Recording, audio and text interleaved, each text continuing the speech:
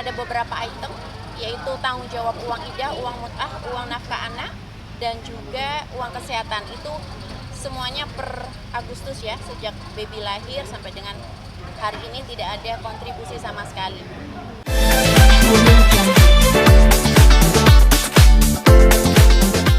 Roro kabarnya habis memberikan somasi kepada mantan suami.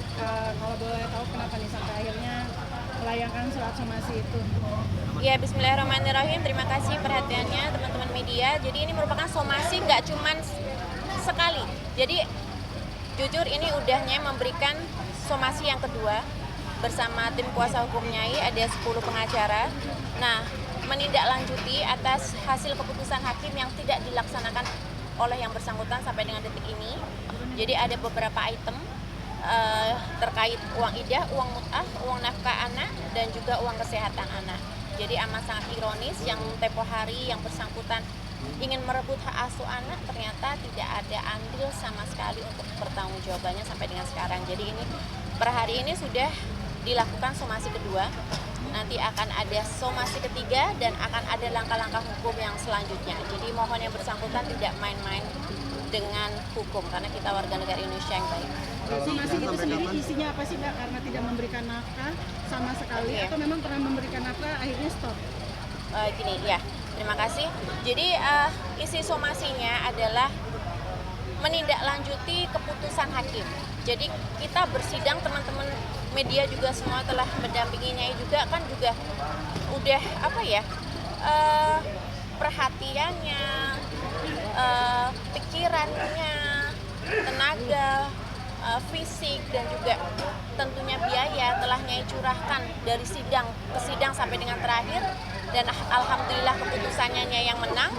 Dan ada beberapa item, yaitu tanggung jawab uang idah, uang mut'ah, uang nafkah anak, dan juga uang kesehatan. Itu semuanya per Agustus ya, sejak baby lahir sampai dengan hari ini tidak ada kontribusi sama sekali. Dan kalau misalnya dia menyampaikan ada kontribusi, coba teman-teman media bayangkan, dia pernah mentransferinya 1 juta. Oke, 1 juta untuk berarti setelah 6 bulan tidak bertemu. Ya, itu berarti kalau dibagi 1 juta bagi 6 tuh 160.000 min dalik. Jadi sangat memalukan ya. Amat sangat miris di mana tempo hari dia pernah mau merebut hak asuh anak, ternyata kontribusi hanya sekian. Kalau misalnya dia menanyakan kapan boleh bertemu anak, ya satu, tolong tanggung jawabnya dipenuhi terlebih dahulu. Kedua, habit atau sikapnya tolong diperbaiki. Karena sampai dengan detik ini dia menggunakan akun-akun palsunya, mempropaganda, menjelek-jelekan Nyai, memfitnah Nyai, dan masih terus mengolok-olok. Berarti kan dengan semua kejadian yang ada dan juga kekalahan dia tidak sadar sampai dengan detik ini. Jadi sangat disayangkan, tidak sadar, tidak merasa bersalah. Jadi ya Nyai amat sangat apa ya, malah lebih kelihatan orangnya kayak gimana. Kalau ternyata somasi ini nggak diindahkan sama mantan suami, langkah otomatisnya yang Oke, dari beberapa somasi yang akan kami layangkan bersama 10 kuasa hukum Nyai, nanti akan ada jalur hukum yang tertentu. Jadi kita warga negara Indonesia yang baik, kita harus menghormati hukum, dan keputusan hakim itu udah melewati batas ingkrah. Ingkrah itu berarti berkekuatan hukum. Jadi barang siapa yang tidak melaksanakan keputusan hakim, dia akan dikenakan pidana. Berarti laporan polisi dong ya? Betul. Jadi somasinya di-CC-kan oleh kepada Pengadilan Jakarta Selatan, Pengadilan Agama Jakarta Selatan, dan CC-nya juga ke Polres Metro Jakarta Selatan. Nyai, bentuk Nyai dijelek-jelekkan tadi sempat itu apa sih Nyai, dalam bentuk seperti apa, yang menghina ataupun komen dia di sosmed? Iya, jadinya itu hafal sekali tata bahasanya, kalimat per kalimatnya itu dia dan Nyai mempunyai tim IT yang expert ya, profesional, yang menyatakan email yang digunakan adalah email handphone yang pernah Nyai belikan. Handphonenya udah pernah Nyai belikan dengan email yang sama. Jadi dia mempropaganda, menjelek-jelekan Nyai, seperti contoh telah keluar dari rumah hantu seperti itu. Terus abis itu menyampaikan sampai dengan dia menyatakan tidak berselingkuh, padahal fakta persidangan dan bukti-bukti dan juga saksi terbukti telah berselingkuh. Jadi sampai dengan detik ini dia tidak mengakui kesalahannya.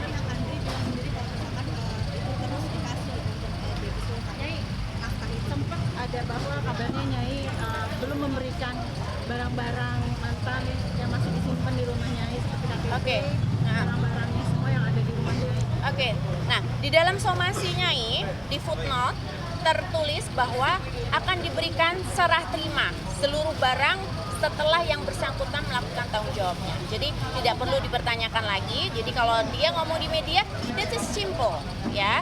Tanggung jawab atas putusan hakim dilaksanakan dan ingat ya, Nyai tidak mau dicicil, Nyai bukan warung. Jadi silahkan dilaksanakan, langsung akan adanya serah terima barang.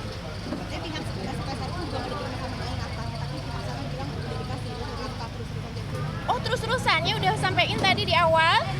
Coba teman-teman media bayangkan dia mentransferin Nyai 1 juta rupiah setelah 6 bulan tidak ada tanggung jawabnya. Jadi amat sangat miris ya. Jadi tolong ya, kalau misalnya dia memang laki-laki bukan perempuan, kalau ngomong yang benar ya. Sudah cukup mengobrak-abrik hatinya ya, mengobrak-abrik kehidupannya Nyai. Sekarang masih keluar-keluar di media, malu.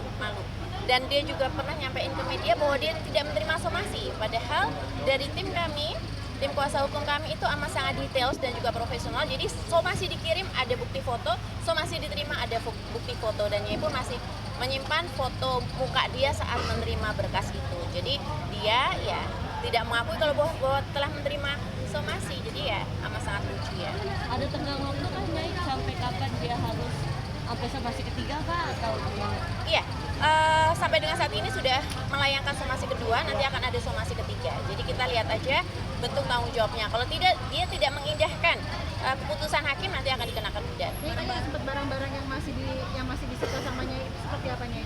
Bukan disita Mbak, tadi Nyai sudah menyampaikan bahwa akan adanya serah terima. Di surat somasi itu jelas tertulis bahwa akan ada serah terima barang setelah seluruh tanggung jawabnya diselesaikan secara kontan. Jadi karena Nyai tidak mau dicicil, karena nominalnya itu amat sangat sedikit, tidak sebanding dengan segala effort yang telah Nyai keluarkan, apalagi untuk kebahagiaan Baby Sultan. Nominalnya sangat sedikit Mbak, jadi hanya 95 juta ya. Itu terdiri dari uang ijah, uang mut'ah, uang nafkah anak pun juga sebulan cuma 5 juta dari yang kami sampaikan di awal itu 25, tapi di approve oleh yang mulia hakim itu 5 juta, dan juga ada uang kesehatan anak. Jadi ya amat sangat apa ya, kalau bagi laki-laki itu sangat tidak punya harga diri gitu. Bisa bilang memberikan tapi buktinya 1 juta untuk 6 bulan, luar biasa menjijikan. Tidak mengikhlaskan saja dalam artian kenapa masih memberikan somasi dan harus menyimpan barang-barang itu karena adanya tertulis kalau misalnya dia memberikan somasi, kalau memberikan somasi barang-barangnya baru diserahkan gitu ya. Berarti memang ada syarat tertentu gitu ya. Oh iya dong. Gimana? Dari awal pernikahan semua uang Nyai. Yang menggelar pesta pernikahan sampai dengan mahar itu semuanya Nyai.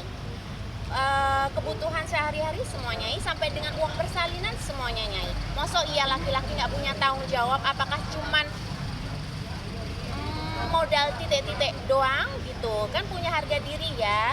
Teman-teman media yang laki-laki juga pasti punya harga diri. Kalau punya anak mana tega sih Mas, 1 juta bagi 6 Mas, 160.000 doang sebulan, padahal biaya susu mahal, semua segala mahal. Tapi ya, alhamdulillah Allah memberikan rezeki yang luar biasa untuk Nyai gitu. Laki-laki tidak punya harga diri. Baby Sultan seperti apa Nyai? Kemarin kan percakapan naik turun nih.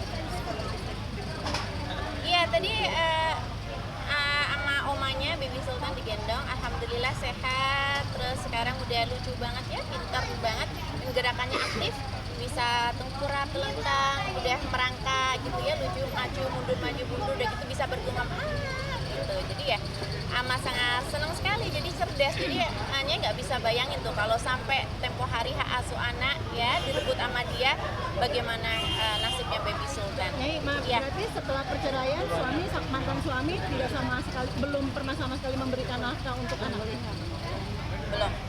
belum memberikan nafkah. Jadi kalau misalnya mau berkuar-kuar depan media, coba dikonfrontir sama statementnya ini ya. Jadi dia sudah memberikan 1 juta dibagi 6 bulan, itu amat sangat menggelikan. Dimana Nyai aja langsung menghaturkan hadiah akikah baby Sultan itu langsung 2 mobil, langsung 3,3 miliar. Jadi dibandingkan dengan versus itu si itu, jadi amat sangat menggelikan. Jadi ya, dan itu pun dia selalu bilang kita kan udah resmi cerai. Ya makanya laksanain hasil keputusan hakim. Ya mungkin yang bersangkutan ya maaf ya, mungkin edukasinya kurang. Jadi tidak mengerti kalau udah batas ikrah itu berarti udah berkekuatan hukum dari hasil keputusan hakim. Itu Nyai marah. Nyai sedikit support dong buat Mbak Vena. Oh iya. Seperti apa? Masih Nyai. Hubungan Iya. juga cerai oleh Pegang itu, naik tuh. Iya. Naik Iya. aja, naik aja. Iya, yuk. Iya, Nyai. Oke. Iya. Bismillahirrahmanirrahim. To my lovely sister, sayang Mbak Vena Melinda, I will be beside you always.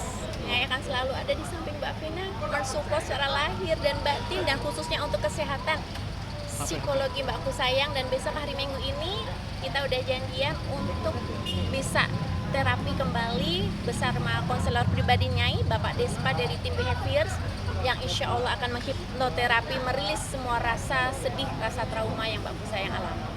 Tapi kemarin-kemarin kan Mbak Vena bilang katanya Mbak Vena yang bakal menggugat mantan suaminya gitu. Sekarang akhirnya sang suami duluan gitu yang menggugat. Seperti apa sih Nyai sendiri yang nyari? Dari Mbakku sayang menyampaikan kepada Nyai bahwa tidak masalah. Jadi malah Mbakku sayang bersyukur. Alhamdulillah kalau udah duluan, jadi aku nggak perlu masukin gugatan cerai. Dan kalau misalnya dari tim Mbak Vena Melinda bersama Bang Hotman itu actually sebenarnya sudah ada surat gugatan cerai, cuman ada sedikit koreksi dari redaksi. Redaksi itu berarti korespondensinya ya Mas ya. Ada sedikit kesalahan, nah ini baru diperbaiki, ternyata sudah duluan ya, nggak masalah. Mbak Vena juga nggak masalah, jadi malah bersyukur. Tidak perlu merepot-repot untuk mengajukan gugatan cerai. Lalu juga sebenarnya juga sebagai masyarakat pada umumnya juga pasti bisa menilai ya, dari yang sebelumnya ada pihak yang nangis-nangis, mohon-mohon minta maaf, lalu kemudian ingin berdamai, lalu kemudian adanya juga trigger-trigger berupa ancaman hal-hal lain, dan sekarang malah masukin gugatan cerai duluan. Tapi ya nggak masalah, Mbak Vena nggak masalah, malah bersyukur. Cukup kaget, sempat cukup kaget ya sih? Enggak, Mbak Vena nggak kaget, dan tempo hari pertama kali dapat beritanya itu dari Nyai terus terang. Nyai telepon Mbak Vena, ada hal ini, Mbak Vena mau melakukan apa nih? Oh iya gitu. Ya udah nggak apa-apa, sis. Aku malah bersyukur kok.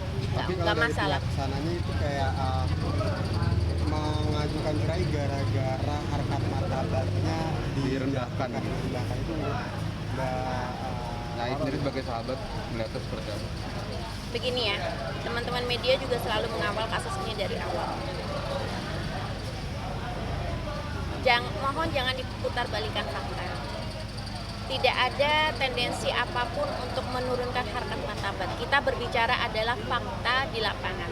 Fakta di lapangannya adalah Mbak Aku sayang sebagai korban KDRT hingga mengucurkan darah dari hidungnya dengan acara penekanan squeeze di pelipis mata. Jadi mohon jangan dibolak-balikan, mohon jangan di pelintir-pelintir untuk statementnya. Jadi yang mohon diluruskan juga adalah Mbak Vena nggak pernah menurunkan harkat martabat. Mbak Vena menceritakan apa yang terjadi, dan insya Allah Nyai dan Mbak Vena tanggal 14 Februari akan beraudiensi bersama pejabat dari Komnas Perempuan untuk bisa menyeruakan Seno to KDRT untuk semua sahabat-sahabat wanita yang mungkin korban KDRT juga. Tapi secara komunikasi memang pihaknya Mbak Vena sendiri emang menutup sama pihak KPRI atau seperti apa sih? Nyai? Iya, karena yang kita hadapi kan juga bukan hal yang biasa ya Mas ya. Rasa trauma, rasa sedih, terus udah gitu kita mau serta-merta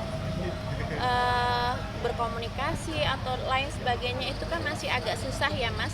Karena hati itu nggak bisa dibohongin gitu. Rasa kecewa, rasa sakit hati itu ada. Jadi ya kalau misalnya mungkin belum ada saluran komunikasi yang baik antara dua belah keluarga, ya mungkin mohon dimaklumi.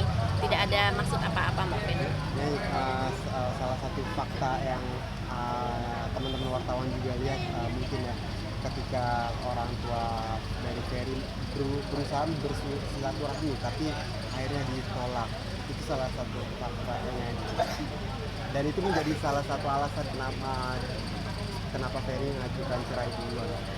Sebenarnya tidak ada korelasinya ya Mas ya, kembali lagi ke main case topik masalah utamanya adalah Mbak Vena baru memperjuangkan keadilan bahwa Mbak Vena telah terjadi KDRT pada 8 Januari di Kediri. Jadi hal-hal itu yang menyebabkan Mbak Vena tidak siap untuk bisa berkomunikasi dengan siapapun termasuk keluarganya Mas Ferry. Jadi fokus ke masalah, jadi bukan karena tidak diterima atau diterimanya, dan itu persis pada kejadian pada hari itu Ibunda Mas Ferry datang itu Mbak Vena memang tidak ada di rumah, dan Mbak Vena komunikasi sama Nyai karena Nyai juga sebenarnya janjian pada sore hari itu. Jadi Mbak Vena bilang, sis aku pergi ya, aku ada urusan mendadak, jadi jangan ke rumah dulu. Oh ya besok aja ke rumah gitu. Jadi ya memang Mbak Vena nggak ada di rumah gitu. Bukannya nggak mau terima kedatangan ibunda, tidak. Kalau misalnya tidak ngangkat telepon, iya karena masih sakit hati, masih depresi. Gak ada cerita gitu, orang tua Ferry datang nih gitu cerita. Oh enggak, malah taunya dari media. Jadi Mbak Vena nggak tahu. Tapi untuk perceraian ini Nyai sendiri support gak sih sebagai sahabat atau mendukung gitu? Ya, Nyai tahu persis ya itu kenapa Nyai sangat mensupport dari tim psikolog Nyai dan juga dokter dan psikolog pribadi Nyai. Itu karena Nyai tahu Nyai juga korban KDRT, Nyai sangat tahu gimana rasa sakitnya, perihnya, dan sampai saat ini Nyai udah 4 bulan pun Nyai belum bisa merilis 100% rasa trauma itu. Makanya Nyai juga mensupport jikalau memang Mbak Vena memutuskan untuk berpisah demi kemaslahatan kesehatan baik psikologi maupun fisiknya Mbak Vena, dan juga tentunya kebahagiaan Fania ya, karena Fania adalah 100% tanggung jawab dari Mbak Vena. Mungkin terakhir support ada yang disampaikan buat Mbak Vena. Oke. To my lovely sister Mbak Vena Melinda. Alhamdulillah pengajian pada sore hari ini berjalan lancar. Ya, senang banget bisa bantuin Mbak Vena. Bisa selalu ngerengkuh, mendampingi selalu part bagian per bagian dari cerita hidup Mbak Vena yang saat ini harus dilalui. I will be beside you always. Nyai akan selalu mensupport Mbak Vena, di samping Mbak Vena, dan Nyai yakin Allah bersama kita. Terima kasih. Nanti tanggal 16 sidang 14. perdana 14. Oh, 14 itu ya audiensi ke Komnas Perempuan, Ya, Mas. sidang perdana Oh, oke. 16 tanggal 16. Akankah mendampingi Mbak Vena nanti? Insya Allah jika memang Nyai schedule-nya juga bisa longgar, aku akan mendampingi Mbak Vena dalam sidang pertama adalah mediasi. Roro, setelah semua peristiwa ini penilaian Roro untuk Ferry gimana? Nggak mau membicarakan yang bersangkutan. Yang pasti ya aku support untuk ketenangan